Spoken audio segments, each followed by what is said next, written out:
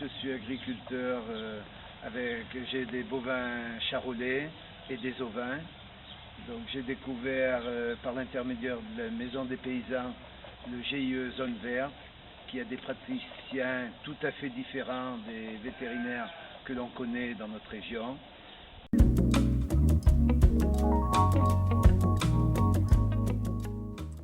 Bonjour, je m'appelle Bruno Gourdon, je suis éleveur en production laitière sur la commune de l'Accueil, donc en zone de montagne à 1000 mètres d'altitude, sur le département du Puy-de-Dôme.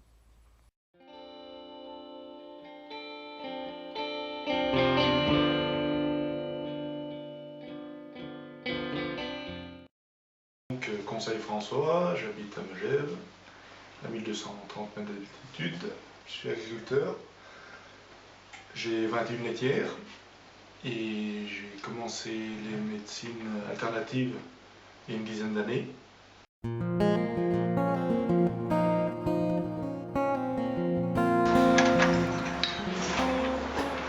m'appelle Pierre Bastarosset, je suis éleveur en GAEC avec mon frère et mon beau-frère en Haute-Savoie, à Toul. Nous avons un troupeau d'une 50aine de laitières, donc de race Montbéliard et Abondance. Nous fabriquons tout notre lait en produits fermiers sur l'exploitation, ce qui correspond à peu près à 300 000 litres de lait.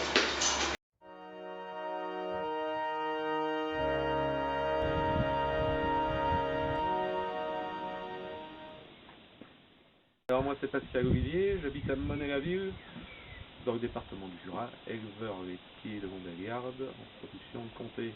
Donc Christelle Olivier, l'épouse de Pascal Olivier, j'étais agricultrice depuis 10 ans et j'ai fait une reconversion professionnelle qui n'avait rien à voir avec l'agriculture. J'ai l'impression que vous les aimez fort, vos animaux. Ah mais bien sûr, nouveau, ils font partie de la famille. Ils font partie de la famille. Bien sûr. L'agriculture éleveur, c'est pas un boulot, c'est une philosophie. C'est un métier, c'est une vie, une vocation.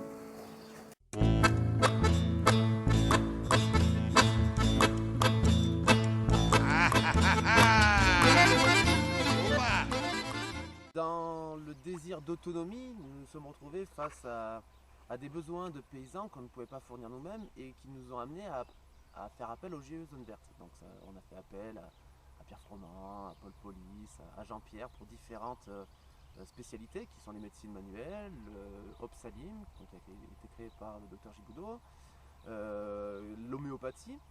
Donc ces personnes pouvaient, à notre sens, amener une autre façon d'envisager et de régler les problèmes qu'on pouvait avoir au jour le jour sur nos fermes. Ça ne se voulait pas forcément être notre vérité et proposer aux paysans, comment dire,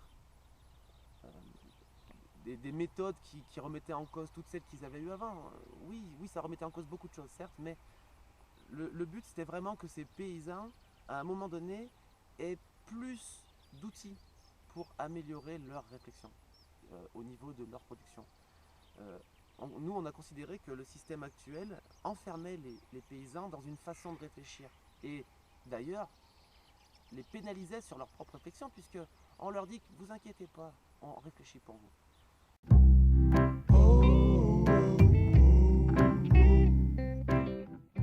Bonjour, je m'appelle Denise, j'ai 41 ans. Je travaille depuis 5 ans avec les vaches. J'avais vraiment envie de changer de vie. Je travaillais dans un bureau avant. Et puis je souhaitais retrouver la terre. Bon, là. Donc j'en ai fait mon métier. Suite à la formation que j'ai suivie en élevage en France avec M. Siméon, j'ai pu devenir complètement autonome et faire de cette passion à la base un métier au quotidien, puisqu'aujourd'hui c'est mon activité principale de travailler en manuel. Mon cœur a décidé que je travaillerais avec les bovins. Pour moi, la médecine, c'est pas une religion. C'est que l'efficacité qui compte. C'est-à-dire, comme je vous disais, je fais 10 fois ça. Si ça marche 2 fois, je laisse tomber. Si ça marche 8 fois, je continue. Et ce que vous allez faire, ça marche là. J'ai eu des bons résultats déjà. Donc, on n'est pas là pour expliquer. Vous avez bien compris ma façon de voir la médecine. Moi, je suis pas là pour expliquer comment marche la télé. Je suis là pour réparer la télé. Et si ça marche, vous continuez à réparer pareil sans savoir comment ça marche. Sans savoir. Comment ça marche un veau, j'ai appris à l'école. Oui, parce que vous avez fait école de veto. Quand même, oui. J'ai fait école veto, mais après j'ai un peu dérivé.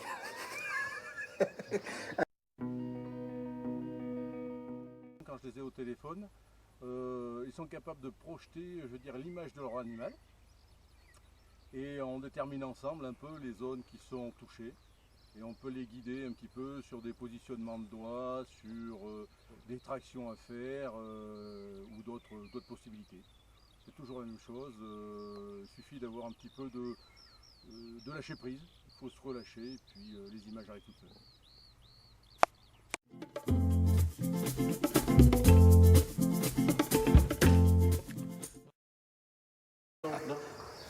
On va la rebooter, ça va lui faire du bien.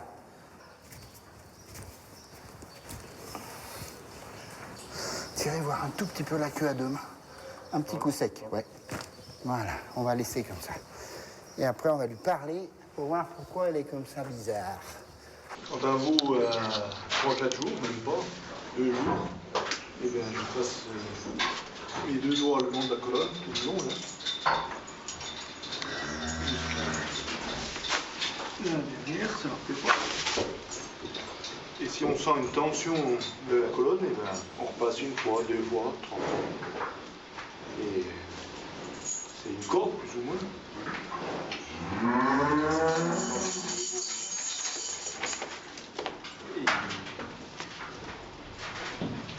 Ça va me détendre pour ma vision des choses et que le courant entre guillemets qui doit passer de la base de la queue jusqu'à la tête circule normalement.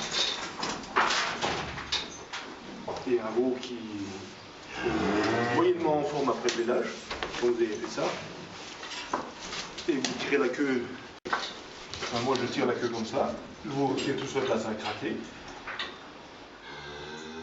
La relève est assurée, c'est comment ton prénom? Alors Loïc, il replace des vertèbres, ou du moins il les... Loïc nous replace des vertèbres, oui. Donc, alors effectivement, dans un premier temps, je lui montre la vertèbre à refaire. Au niveau du ressenti encore, un petit peu plus. Par contre, après, dans le mouvement, il est assez juste dans le mouvement, où il va chercher entre les vertèbres. Il vibre. Alors, ça passait pas. Mais je suis bien pour ça. Voilà. Ah oui, on a senti, oui. Voilà. Donc, vérification, donc on tape sur la fin du sacrum, entre la queue et le sacrum. Et là, on voit la diffusion du nerf qui remonte jusqu'aux oreilles. Voilà, et on va bouger les oreilles. Si les oreilles bougent, c'est que c'est tout en place. Oui, alors cette année, ça s'est passé comment, les vélages, Gilles? Donc les vélages cet automne se sont bien passés au niveau vélage. La plupart, sur 7 vaches qui ont vélé l'automne, 5 les ont fait toutes seules et 2 a fallu que je les aide. Mais par contre, alors que les vaches avaient des très belles tétines, les veaux étaient vigoureux, ils ne tétaient pas les mères. Ils n'essayaient même pas d'aller chercher les tétines. Donc je me suis rendu compte que parmi les techniques apprises en reboutage, sur les petits veaux, en appuyant au niveau du crâne et en serrant derrière le cou, c'était une technique qui permettait en 30 secondes, après le veau allait sous la vache automatiquement et se mettait à téter. Par contre, sur les veaux qui étaient nés avec aide au vélage, la technique au niveau de la tête ne marche pas. Par contre, je trouve que la technique que Roland va faire voir marche mieux pour les veaux qui sont nés un peu dans la difficulté. Voilà, on appuie. Alors Roland, il met ses mains des deux côtés du sacrum, c'est ça? Oui. Et t'exerces des pressions rythmées. Voilà, pour lancer le flux. Et toi, tu te mets devant et tu sens s'il vient quelque chose? Ah non, non, non. Non, même non, pas. Mais je le fais, on le fait tout seul. Ah, d'accord. Et le veau, bien qu'il soit tout petit, on arrive bien il se laisse faire, il se couche pas. Au bout de 2 heures, si je vois qu'il ne tète pas la mère, je lui fais. Et 5 minutes après, il tète. Même pas 5 minutes. Bon Bruno, tu peux nous faire une petite démonstration de médecine manuelle, par exemple, je sais pas, sur un antérieur, parce que quand tu les mènes au pré, ce qui va peut-être bientôt arriver, si le beau temps persiste, il arrive que tu sois loin de tout et que faut que tu te débrouilles quoi, avec ta vache. Tout à fait, oui. Ce que je peux vous faire voir, oui, effectivement une épaule. Je vais vous faire le coup du béret, même si je ne l'ai pas. Je vais se mettre d'ailleurs parce que le soleil va arriver. Donc voilà, tout simplement on se rapproche de la vache. Allez, laisse-moi faire. Voilà. Donc la première chose, je pense qu'il faut faire, c'est mettre la vache en confiance. Alors généralement, quand elles sont déboîtées, ce qui n'est pas le cas de celle-ci, elles ont tendance à se laisser faire parce que c'est ça pourquoi on vient les voir. Ce qui n'est pas le cas de celle-ci, bien sûr. Voilà. Et donc avec le front, on vient appuyer à l'embranchement L'articulation de l'épaule. Et donc après, avec un mouvement, tac, on vient la faire sauter, on entend un clac. Des fois ça fait un petit peu mal au front, mais c'est pas grave. Et là, à partir du moment où le clac est fait, l'épaule est remise. Donc on n'oublie pas derrière d'aller remettre les nerfs en passant de chaque côté de l'épaule. Enfin, doucement. Hop. Donc on laisse ça. Voilà. Les nerfs qui sont derrière l'épaule, c'est-à-dire le nerf radial. Alors là, ne me parlez pas de nom, je fais de la médecine manuelle traditionnelle, je ne suis pas vétérinaire, je ne connais pas les nerfs, le nom des nerfs, je sais qu'ils sont là, et simplement après c'est du ressenti. Avec le ressenti, on va aller chercher les choses qui ne sont pas en place, on les remet. Alors et ça marche.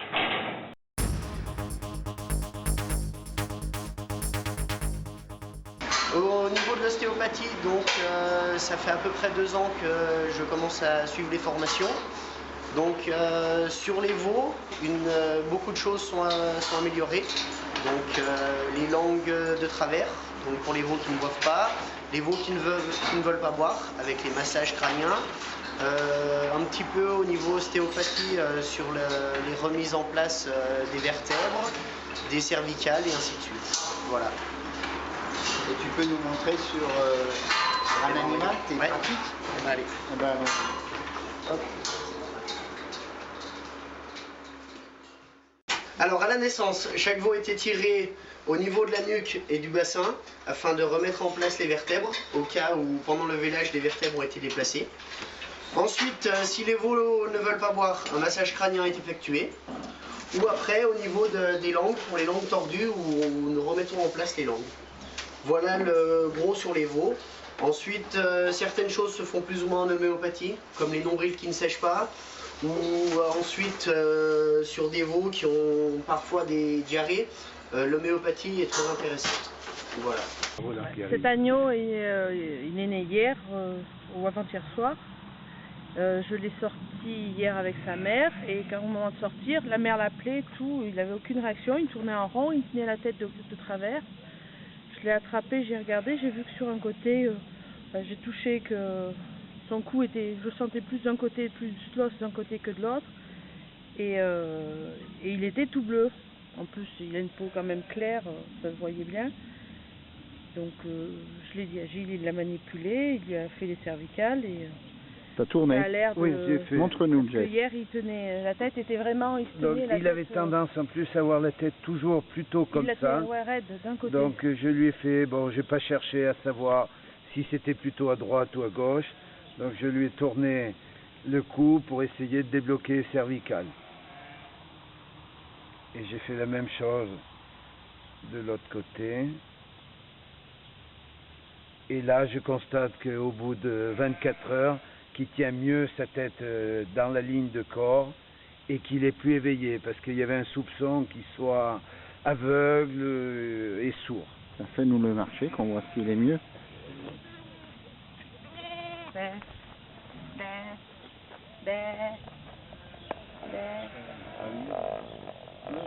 hier, il faisait con. Il a encore tendance à tenir la tête sur un côté. Bien, Oh non, pas comme tu réagis au bruit. Oui, Hier, il réagit au bruit. hier, il Aujourd'hui, était à 1 mètre. donc ce veau qui est né depuis 15 jours, je trouve qu'en marchant, qu'il tourne au niveau de la jambe gauche. Ah oui, postérieur gauche, oui. Donc là, je vais essayer de manipuler pour lui redonner une démarche normale. Donc je regarde au niveau des vertèbres. S'il n'y a pas une vertèbre qui monte ou qui est trop descendue. ou s'il y a une zone dure d'un côté, ce qui voudrait dire qu'elle est décalée à droite ou à gauche.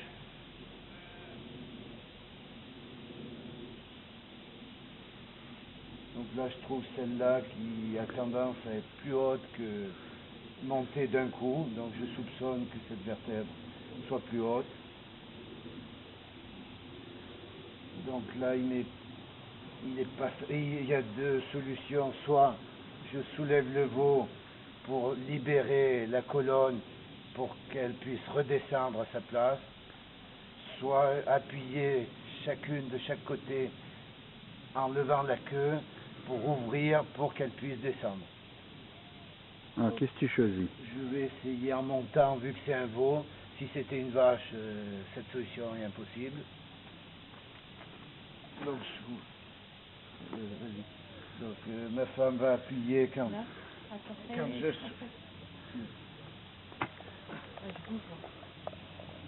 Alors, attends, à 3. Alors, 1, 2, 3. Je vais essayer par l'autre façon en soulevant la queue pour le faire cintrer vers le bas et appuyer pour la pousser un peu plus pour qu'elle remonte. Là, c'est mieux.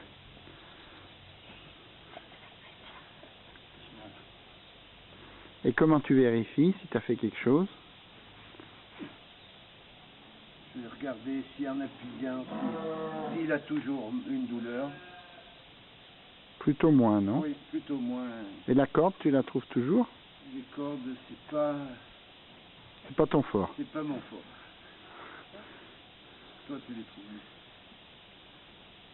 Comme quoi, dans toutes les techniques qu'on a appris grâce à une technique de manipulation, certaines, moi je sens pas bien les cordes, ma femme les sent plus, d'autres sentent d'autres trucs.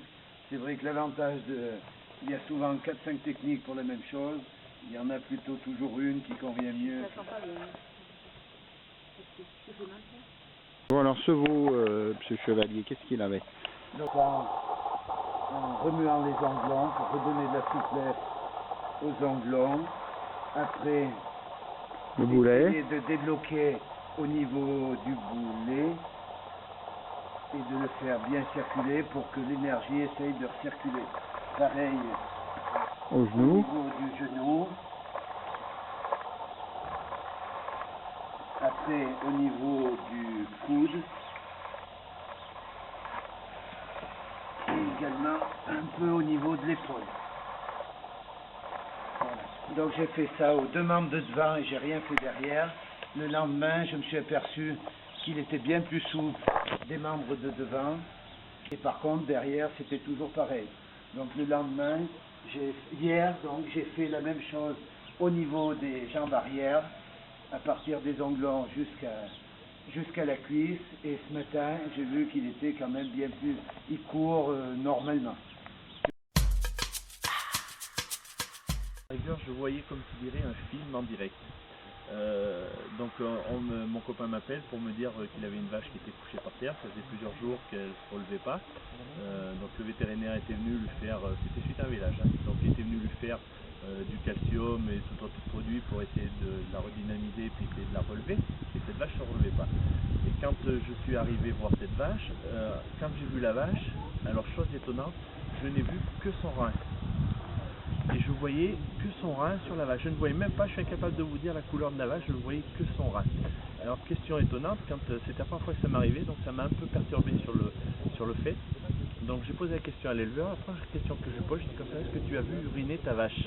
Et là l'éleveur me répond, il me dit non, j'ai pas vu uriner, mais bon, tu sais, comme elle est couchée par terre, peut-être qu'elle urine et que j'y vois pas, comme c'est dans la paille. Bon, mais écoute, je dis c'est bizarre, je dis moi je vois ce rein, et pour moi il y a un problème au rein. Et c'était la première fois que j'intervenais sur un organe, alors que jusqu'à présent j'étais intervenu sur du squelette.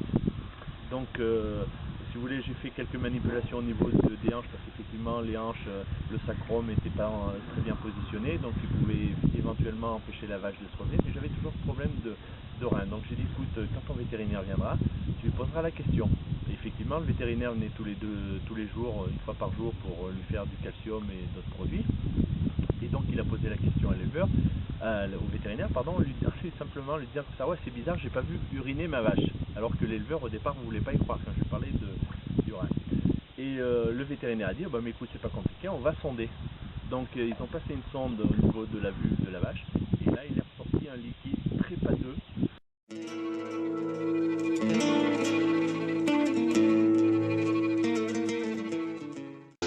Est-ce que tu appelles le brancher? Moi, comme ça, vous faites, quand je fais ça, je sens pas, une fois que j'ai tout mis dessus le dos, et ben ça, je sens c'est le branché. Et je sens comme un petit fourmillement dans les mains. Ce que je ne sentais pas au départ. Ça commence à maintenant ça vient. Voilà. Ah, oui. Oui, mais c'est une science. Enfin, c'est une pratique. Voilà, oui. Il faut, plus on en fait, plus devant. On travaille avec le champ mongol. Il envoie du liquide céphalorachidien que je reçois et que je vais lui renvoyer. Et après, comme ça bloque complètement ici, c'est complètement bloqué, on va choisir un son.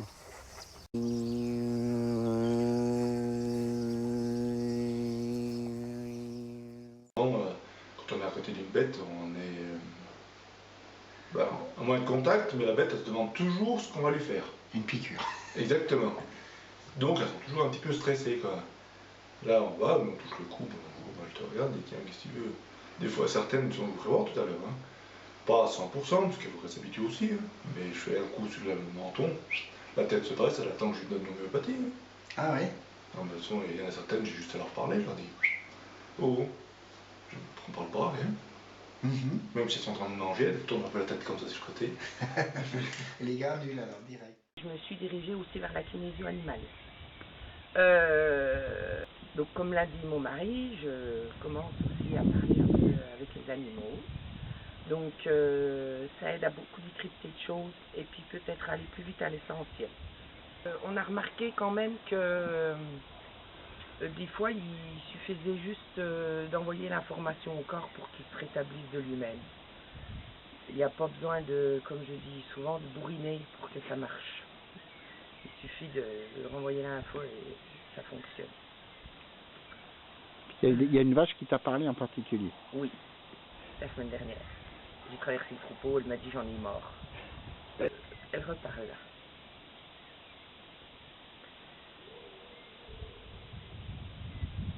Mais qu'est-ce que tu lui as dit, toi? Attends, j'écoute. Elle est en train de t'entendre, tu sens, Jean-Pierre? La blanche, là-bas? Ouais.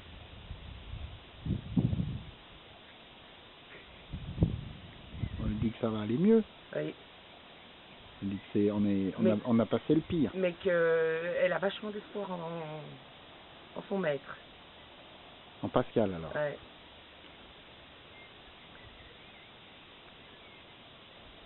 Elle est en manque de quelque chose. Alors peut-être que par rapport à ça. Mais vous avez perdu des veaux aussi. Oui, alors peut-être que c'est au niveau alimentaire, là, tu vois. Oui, ou alors peut-être, voilà, elles savent savent bien qu'elles ont perdu des veaux. Oui. Quand on dit qu'une vache nous parle, alors quand j'en parle à mes collègues, et puis je suis un petit peu provocateur de nature, donc j'aime bien le faire, mais quand je parle à mes collègues agriculteurs, je leur dis comme ça, bah, regarde ta vache qu'elle est en train de te dire, elle te dit qu'elle mange, c'est pas bon. Déjà juste ça, et ben c'est très choquant pour les gens, quoi, parce que c'est pas comme ça que ça marche. Donc une autre anecdote sur la pratique de la médecine manuelle traditionnelle, bah, tout simplement je suis revenu un peu plus à la monte naturelle. Et donc je laisse mon taureau avec mes vaches dans la stabulation. Et effectivement, un soir en partant, j'ai vu que j'avais une vache qui était en chaleur, donc j'ai mis le taureau avec la vache. Et puis j'ai laissé faire la nature tout simplement. Et le lendemain matin, quand je suis revenu, et ben mon taureau avait une hanche de déboîté. Donc là, ce qui m'a paru insurmontable en premier abord, contrairement à ce qui se passait habituellement, et ben finalement je me suis approché de mon taureau, je me suis dit je vais mettre en pratique ce que j'ai appris avec Jean-Pierre Siméon. Et donc je suis arrivé à côté de mon taureau, et là la grande surprise, le taureau lève la patte tout seul. J'ai juste eu à tendre la main, il a posé, il y a eu un mouvement commun où la patte est atterrie dans la main, et là, à ce moment-là j'ai entendu un grand crack, et la hanche s'était remise en place. Le taureau a boité pendant un jour et demi, au bout de 2 jours, ça s'y connaissait plus. Sans antibiotiques, sans anti-inflammatoire, sans rien. Oui, alors Gilles, c'est surtout l'homéo en fait que tu pratiques le plus couramment. Oui, disons maintenant je pratique de l'homéopathie pour soulager les douleurs notamment des animaux. Et j'ai fait une découverte ce printemps à cause de l'identification électronique obligatoire des moutons avant le 1er juillet 2013. Donc cette identification m'obligeait à couper une boucle à la brebis avant de lui remettre une puce électronique. Et j'ai donc cherché en homéopathie s'il y avait quelque chose pour les soulager. Après plusieurs remèdes, j'ai essayé le remède Mesereum et je me suis rendu compte qu'en donnant Mesereum par la pensée, en 5 secondes, je pouvais toucher les oreilles de la brebis, elle se laissait faire, comme si je la caressais. Que finalement, l'homéopathie, il n'y a pas besoin d'en donner plusieurs fois. Une seule fois, c'est suffisant et l'action peut être en 5 secondes, voire jusqu'à 1 minute maximum, sauf pour des cas chroniques qui datent depuis longtemps.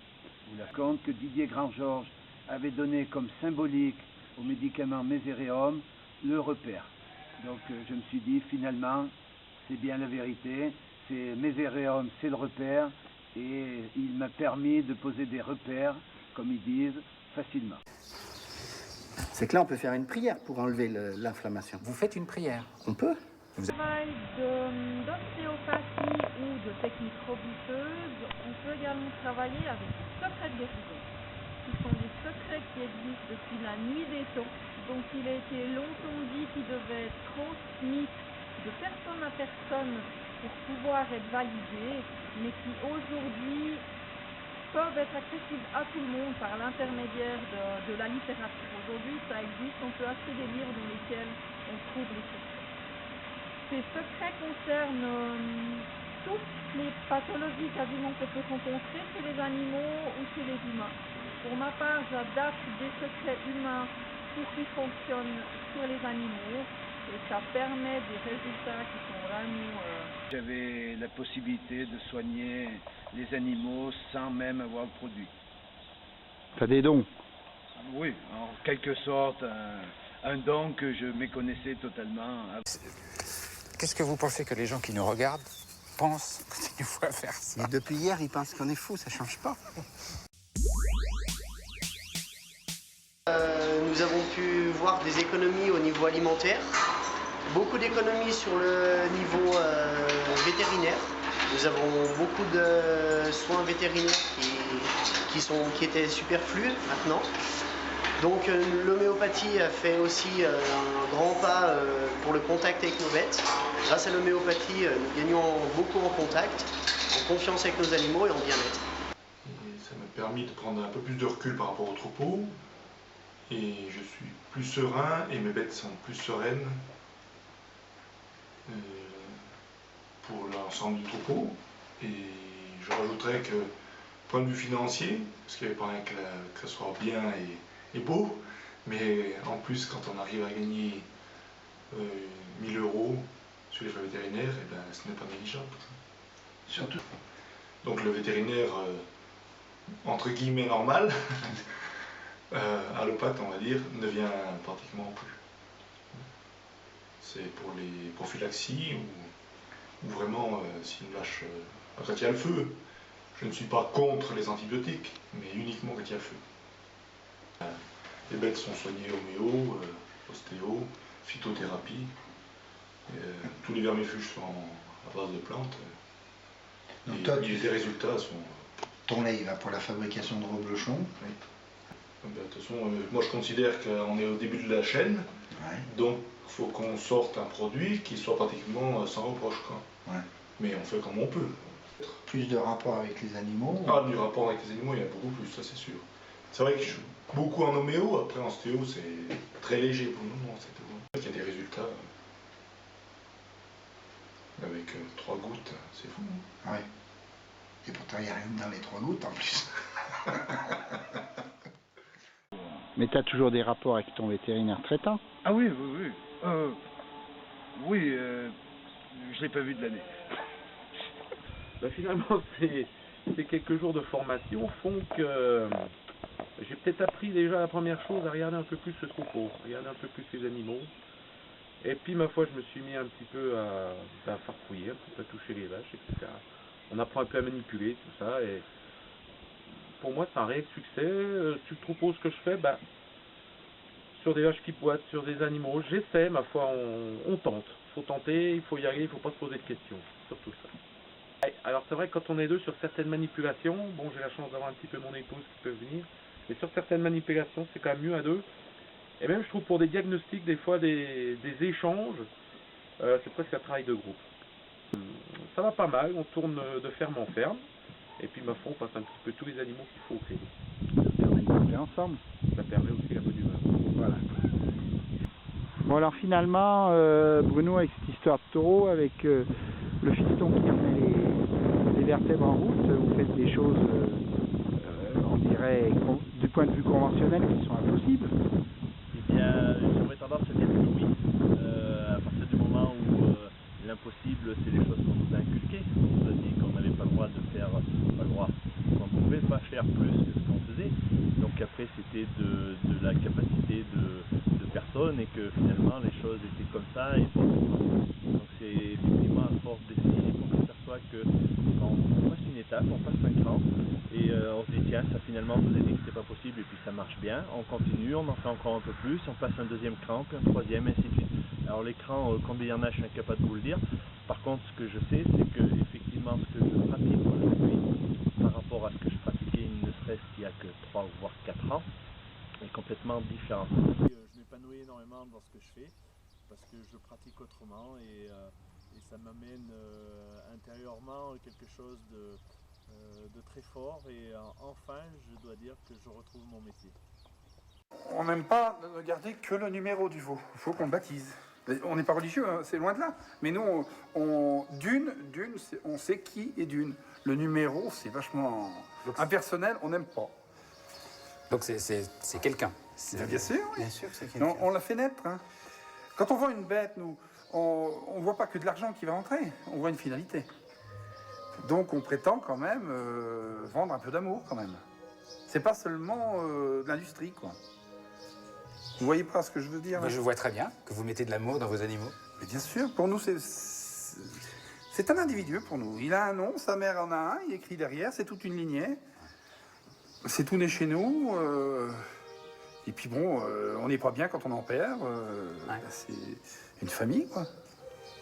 Après, vous allez me dire, mais vous arrivez à les vendre à la boucherie? Oui, on prétend que la viande est meilleure. La viande est meilleure avec des bêtes qui ont été bien toute leur vie, quoi. La viande est meilleure avec des bêtes qui ont été aimées. Bien sûr. Bien sûr.